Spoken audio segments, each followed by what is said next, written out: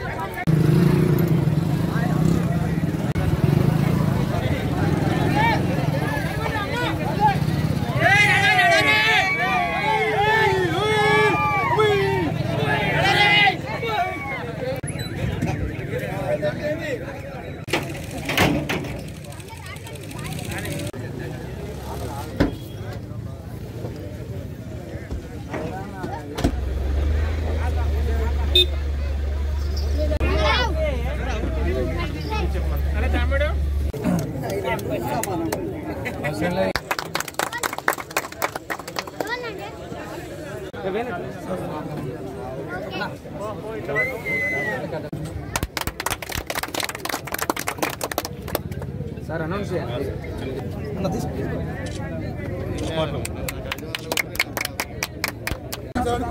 Okay okay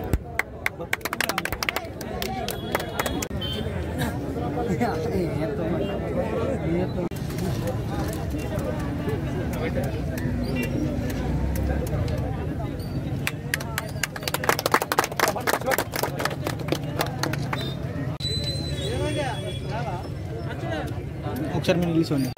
పండుగను పురస్కరించుకొని ప్రతి ఏటా లాగానే ఈ సంవత్సరం కూడా జీవి సుధాకర్రావు గారి స్మారకార్థం, అదేవిధంగా మా గ్రామస్తుడైనటువంటి పోనుగోటి రంగారావు గారి ఆధ్వర్యంలో ఎడ్ల పందాల కార్యక్రమాన్ని నిర్వహించడం జరిగింది. మరి ఈ యొక్క ఎడ్ల పందాల కార్యక్రమానికి జిల్లా నలుమూలల నుంచి కూడా ఎడ్ల పందాలు, అలాగే దీన్ని వీక్షించడానికి ప్రజలు చాలా పెద్ద ఎత్తున రావడం జరిగింది.